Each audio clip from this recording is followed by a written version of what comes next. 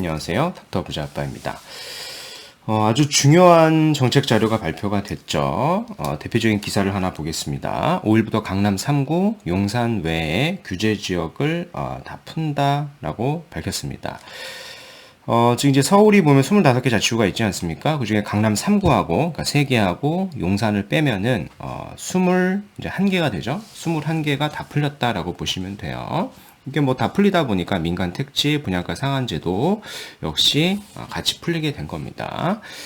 이렇게 급작스럽게 푼 거는 아마 최근에 이제 부동산 시장 상황이 거래 급감기고 거래가 되지 않다 보니까 정부 입장에서도 다급한 입장이 있다라고 우리가 좀 생각을 해볼 수가 있는 거고요.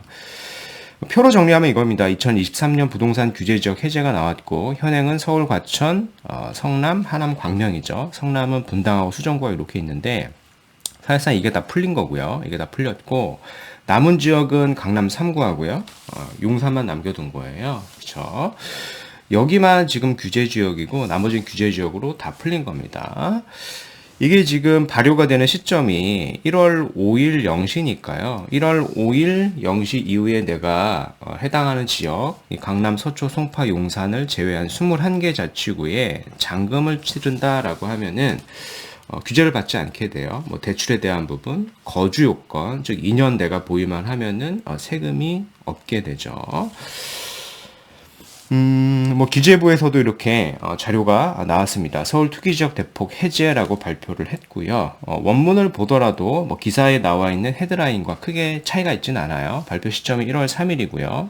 2시 날짜입니다. 헤드라인이 보면은 서울 투기지역 대폭 해제, 강남 3구 및 용산구 제외 모든 지역을 투기지역에서 해제한다라고 나왔고요. 이제 표로 이렇게 설명을 해놨죠.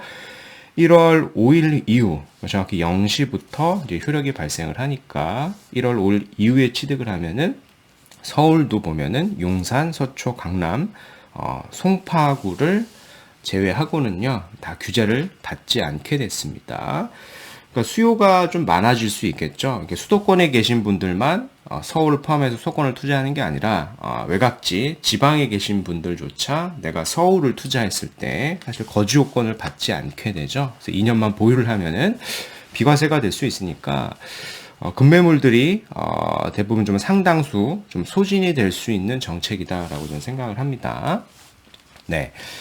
그래서 원유령 규제 해제 시는 뭐 시장 정상화다라는 기사가 있어가지고 한번 읽어보면은요, 지난해 11월 말에도 이 주정심이라는 게 있었어요. 근데 이 주정심을 좀 많이 앞당긴 거죠. 1월 초로 이렇게 앞당긴 겁니다. 그만큼 이제 주택시장이 심상치가 않고 정부 입장에서도 거래가 일어나지 않다 보니까 세수 확보가 전혀 되지 않겠죠. 그래서 굉장히 좀 힘든 상황이었고 이번에도 이런 의사결정을 한 것 같습니다.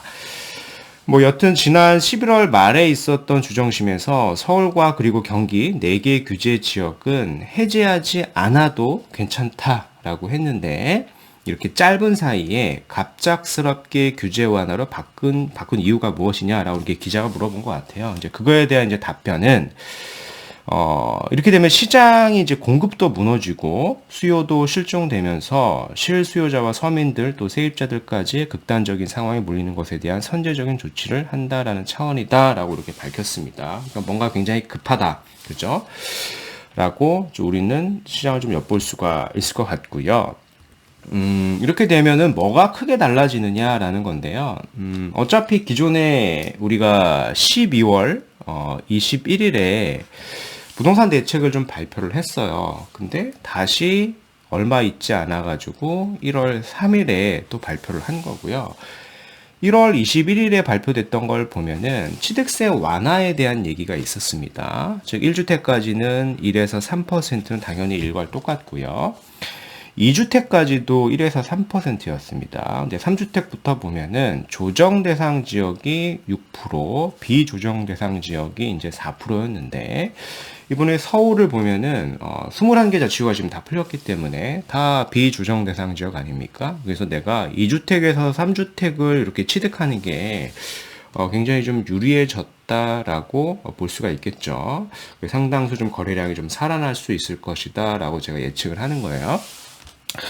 뭐 이렇게 좀 생각을 하시면 되겠고요. 또 비조정 대상 지역이 내가 가지고 있는 물건이 됐다라고 하면은 뭐 강남 3구나 용산을 갈아타기로 한다라고 하더라도 비조정 대상 지역에서 조정 대상 지역으로 가는 거다 보니까 이런 일시적 일가구 이주택도 기간이 좀 더 길어지게 되겠죠. 그래서 여러 가지 셈법들이 봤을 때 유리한 셈법들이 돼요. 그래서 갈아타기를 한다거나 2주택, 3주택을 취득하기가 굉장히 유리해졌다라는 겁니다.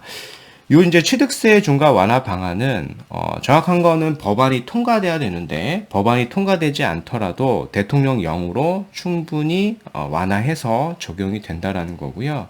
해당 시점은 12월 21일 이후에 취득을 하게 되면 다 소급 적용된다라고 보시면 됩니다. 네. 이미 뭐 시장에서는 반응이 나오고 있어요. 규제 이 지역 해제 소식에 매수자 두세 팀이 좀 연락하고 있다. 시장의 기대감이 좀 상승을 했다라고 볼 수가 있겠죠. 규제 해제 시 반등은 아니더라도 거래가 나아질 듯이라는 내용입니다. 내용을 좀 보면은 요 급금 매물들은 다 없어질 수 있겠지만은 아직은 금리 인상의 영향이 제일 크기 때문에 규제 지역을 푼다고 해서 당장 거래가 활성화될 것이라는 생각은 안 든다라고 이렇게 누군가 언급을 했는데 저도 이 얘기를 이제 동의를 합니다. 동의를 하고요.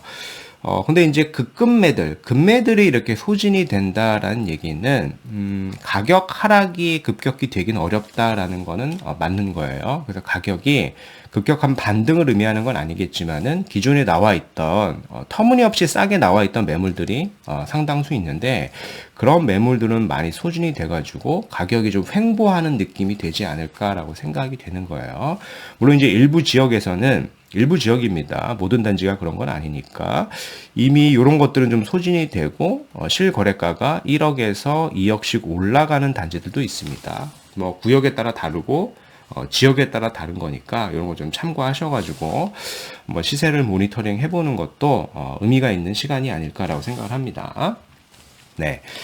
뭐 게다가 이제 분양시장도 지금 달라지게 됐어요. 둔촌주공의 견본주택에 쏟아진 문의 전화, 규제 풀린다니 계약한다라고 하죠. 뭐 계약을 안 한다라고 하다가 이제 규제가 풀린다라고 하니까 다 계약을 한다라고 하는 사람들이 많아진 겁니다. 그래서 국토부에서 발표를 했는데 이 규제 완화 정책을 받는다. 규제 지역이 아니죠. 이제는 둔촌주공도 그렇다 보니까 다 소급 적용이 되는 거예요. 전매 제한 기간도 짧아지고 뭐 내가 뭐 전세를 줄 수도 있겠죠. 실거주 요건도 없어지니까 중도금 대출도 가능하니까 여기를 매수하려고 하는 사람, 분양을 받은 사람 입장에서도 계약을 이제는 하고 싶어 할 겁니다. 그래서 국토부가 발표한 정책 중에 일부는 둔촌주공 단지에 직접적으로 영향을 미친다라고 나와 있죠. 여기 보면은 투기과열지구 및 조정 대상 지역은 이제 해제가 됐고요. 이에 따라 가지고 다주택자 양도소득세, 종합부동산세 중과는 뭐 당연히 폐지가 된 거고, 뭐 취득세, 2주택 이상 보유 세대에 주택담보대출 금지도 완화가 됐고요. 기존에 50%에 불과했던 주택담보대출도 LTV 70%까지 상향이 되는 거겠죠. 무엇보다 이제 전매 제한에 대한 부분이 많이 단축이 되고요. 2년 실거주 요건까지 폐지가 되니까 전세까지 줄 수 있죠. 그래서 자금 부족으로 이제 청약을 좀 포기했던 분들이나 이런 뭐 전입의 의무, 뭐 전매 제한 기간이 너무 길어가지고 포기를 생각하셨던 분들이 대다수가 계약으로 바뀌게 되는 현상이 나타나지 않을까라고 예상이 되고요. 뭐 둔촌중앙뿐만 아니라 앞으로 있을 그런 기타 다른 청약 단지들도 다 동일하게 적용이 되니까 계약률이 좀 높아질 것이다라고 좀 생각을 해볼 수 있을 것 같습니다. 네. 제가 이제 가격이 많이 떨어진 지역을 좀 주목해야 된다라고 몇 번 말씀을 드렸는데, 지금 규제 지역으로 묶인 지역을 보면은 용산, 서초, 강남, 송파 지역이지 않습니까? 그리고 규제 지역이 아닌 지역들은 이제 하얀색으로 되어 있는 부분, 그리고 경기권 4개 지역들, 여기도 다 규제가 풀렸는데, 이 지역 중에서 일단은 뭐 송파를 한번 예로 들어 보면은 강남 4구 중에 강남 3구 중에 용산을 포함해 가지고 이게 4구니까 포함해서 보면은 송파가 가장 많이 떨어졌어요. 그죠? 송파가 많이 떨어졌습니다. 그래서 제가 이제 송파 쪽에 잠실권 단지 특히 거기를 좀 주목해 보시면 좋겠다라고 제가 지난 영상에서 한 2번 정도, 한 3번 정도 이렇게 언급을 한 것 같아요. 근데 이제 이미 시장에서는 조금 반응이 있는 것 같아요. 잠실 엘스를 한번 들어볼까요? 예로 들어보면은 지금 호가가 한 22억까지 이렇게 나오고 있죠. 전고점이 27억에 거래가 됐었습니다. 21년 7월에 이렇게 27억에 거래가 됐던 게 가격이 이렇게 쭉 빠졌죠. 가격이 쭉 빠져가지고 19억까지, 물론 1층이긴 합니다만은 19억에 거래가 됐던 게 최근에 19억 후반대 거래가 좀 많이 되고 있고 19억 8천, 19억 5천, 그리고 21억에도 이렇게 거래가 됩니다. 21억에도 거래가 되니까 호가가 다시 올라가는 현상이 있다라는 겁니다. 그래프를 보더라도요. 이게 만약에 가격이 계속 내려가려고 하면은요. 지금 뭐 19억대 나온 매물들이 있지 않습니까? 이런 매물들이 거래가 되지 않으면은 이거를 어찌됐건 뭐 팔려고 하는 사람들은 있다 보니까 가격이 더 내려가게 돼요. 가격이 더 내려가게 되는데 지금 보시는 것처럼 19억대랑 21억대 매물이 이렇게 거래가 되고 실거래가 되면은 가격이 더 내려가는 게 쉽지가 않은 겁니다. 그래서 저는 이게 횡보가 됐다가 가격이 조금씩 다시 올라갈 수 있다라고 보는 거예요. 이미 시장에서는 호가가 22억까지도 나오고 있으니까. 그래서 제가 뭐 잠실 S를 고려하셨던 분들은 여기를 제가 한번 검토해 보셔라 라고 말씀을 드렸던 거고요. 물론 이제 우리 입장에서는 보면은 강남 3구하고 용산을 포함해갖고 핵심지로 들어가는 게 가장 좋겠죠. 근데 뭐 자금 상황이나 그렇지 않으신 분들이 대다수이니까 기타 지역들, 서울이 대다수 다 풀렸기 때문에 요런 지역들을 이번 기회에 좀 눈여겨보시는 게 좋을 것 같다라는 겁니다. 일단 규제적이 다 풀렸다 보니까요. 아무래도 여기를 살려고 하는 사람 입장에서 봤을 때는 수도권에 내가 실수요자뿐만 아니라 지방에 계신 자금 여력이 좀 많으신 지방에 계신 분들도 꽤 계시거든요. 그런 부분도 상당수 서울을 내가 투자로 볼 수가 있는 거예요. 거주 조건이 다 없어졌기 때문에 이제 그런 부분들의 이제 수요들이 좀 상당수 좀 들어올 수 있을 것이다라고 저는 첫 번째로 좀 생각이 되고요. 수요가 당연히 늘어나겠죠. 그죠? 공급은 어차피 한정적이니까.